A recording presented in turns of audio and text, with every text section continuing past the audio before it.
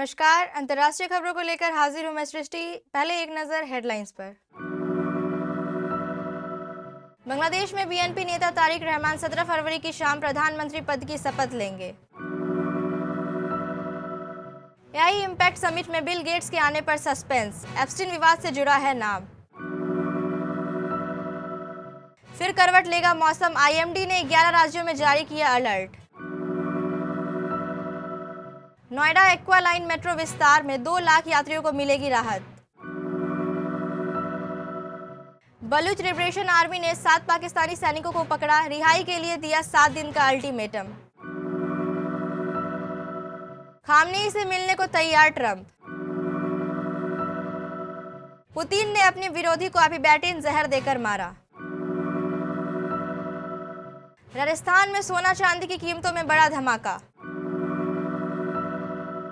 ओ Romeo के आने से कोने में दुबकी बॉर्डर 2 और मर्दानी 3। भारत और पाकिस्तान के बीच आज होने वाले सबसे बड़े मुकाबले से पहले सबकी निगाहें आसमान पर। बांग्लादेश में बीएनपी नेता तारिक रहमान 17 फरवरी की शाम प्रधानमंत्री पद की शपथ लेंगे। नई कैबिनेट के शपथ समारोह को लेकर तैयारियां तेज कर दी गई हैं और इसे बड़े कूटनीतिक आयोजन के तौर पर पेश किया जा रहा है। अंतरिम सरकार के मुख्य सलाहकार प्रोफेसर मोहम्मद यूनुस ने शपथ समारोह में शामिल होने के लिए 13 देशों के सरकार प्रमुखों को निमंत्रण भेजा है। यह कदम बांग्लादेश की नई सरकार की विदेश नीति और क्षेत्रीय संतुलन की दिशा का संकेत माना जा रहा है। जिन देशों को न्योता भेजा गया है उनमें भारत, चीन, सऊदी अरब, पाकिस्तान, तुर्की, संयुक्त अरब अमीरात, Qatar, Malaysia, Brunei, Sri Lanka, Nepal, Maldives और भूटान शामिल हैं। दक्षिण एशिया से लेकर पश्चिम एशिया तक के देशों को एक साथ बुलाना इस समारोह को कूटनीतिक रूप से अहम बना रहा है। दिल्ली के भारत मंडप में 16 से 20 फरवरी तक होने वाली एआई इम्पैक्ट समिट के लिए एनवीडिया के सीईओ जेनसन हुआंग ने भारत आने की योजना स्थगित कर दी है। इसकी वजह अभी सामने नहीं आ सकी है। वही समिट में ग्लोबल साउथ एजेंडे को खास जगह मिली है। समिट में कारोबारी बिल गेट्स के आने पर सस्पेंस है। उन पर एप्स्टीन फाइल का विवाद जुड़ा है। विदेश मंत्रालय के एक अधिकारी ने कहा कि वे आएंगे कि नहीं फिलहाल नहीं कहा जा सकता, लेकिन उन्हें न्योता दिया गया है।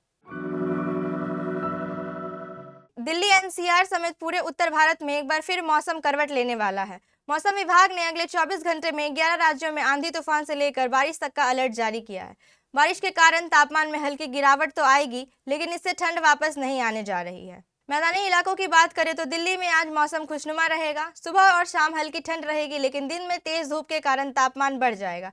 वहीं बात यूपी और बिहार की करें तो यहाँ आने वाले दिनों में मौसम बिगड़ने वाला है, लेकिन आज यह मौसम साफ रहेगा।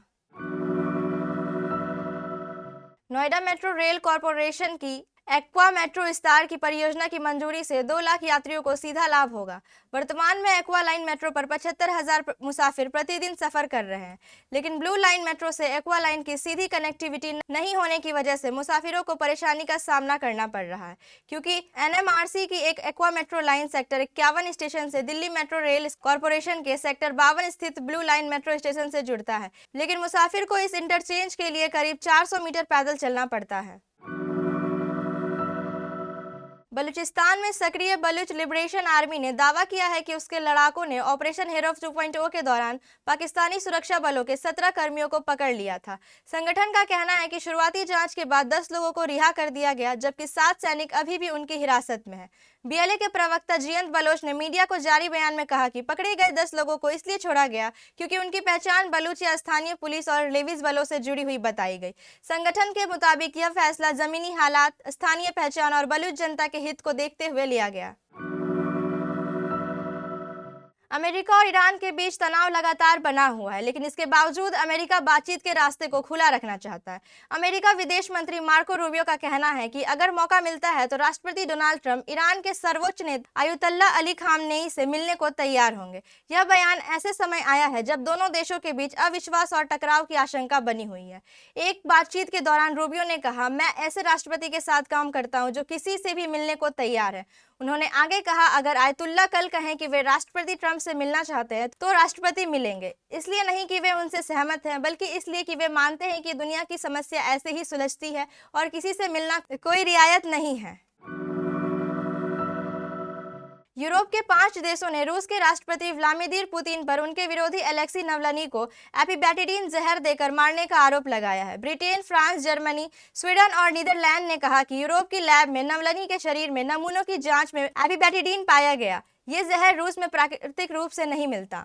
इन देशों ने कहा कि रूस के पास यह जहर देने के साधन, मकसद और मौका तीनों थे। उन्होंने रूस के खिलाफ केमिकल वेपन्स कन्वेंशन के उल्लंघन की शिकायत करने की बात कही है। नेशनल जियोग्राफी के मुताबिक यह जहर दक्षिण अमेरिका में पाए जाने वाले जहरीले डार्ट मेढकों की त्वचा में मिलता है। यह जहर पहले शरीर को लकवाग्रस्त करता है, फिर सांस लेने में दिक्कत पैदा करता है और आखिर में दर्दनाक मौत हो सकती है। राजस्थान में एक बार फिर सोने और चांदी की कीमतों में बढ़ोतरी दर्ज की गई है। रविवार को बाजार खुलते ही सराफा कारोबारियों ने नए रेट जारी किए, जिनमें चांदी के दामों में 3000 और सोने के दामों में करीब 2000 की बढ़ोतरी देखी गई। बढ़ती कीमतों ने ग्राहकों की चिंता बढ़ा दी है, खासकर शादी और त्योहारों के सीजन को देखते हुए। राजस्थान सराफा एसोसिएशन के अनुसार राजस्थान में शुद्ध चांदी की कीमत 2,46,000 प्रति किलो दर्ज की गई। वहीं 18 कैरेट चांदी का भाव 2,44,600 रहा। सोने की बात करें तो 24 कैरेट सोना 1,55,800 प्रति 10 ग्राम पहुंच गया है।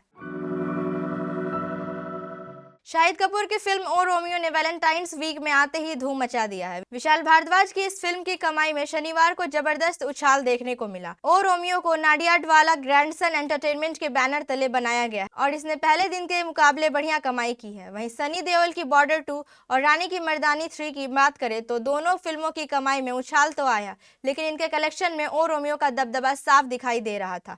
जहां दोनों ही फिल्मों ने 1 करोड़ से अधिक की कमाई की, वहीं शाहिद की फिल्म ने लगभग 12 करोड़ रुपए से अधिक का कलेक्शन किया।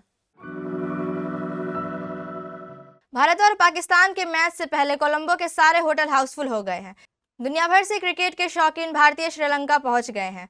दुकान, क्लब, कैसीनो, बीच हर जगह वही नजर आ रहे हैं। पाकिस्तानी टीम कई हफ्तों से यहीं है और अपने ग्रुप मैच यहां खेल रही है। उनके यहां से भी कुछ दर्शक आए हैं। भारतीय टीम शुक्रवार को यहां पहुंची। हालांकि इस मैच से पहले सबकी निगाहें मैदान से ज्यादा आसमान पर है, क्योंकि शनिवार की दोपहर 2 बजे से बादलों ने पूरी कोलंबो को अपनी गिरफ्त में ले लिया।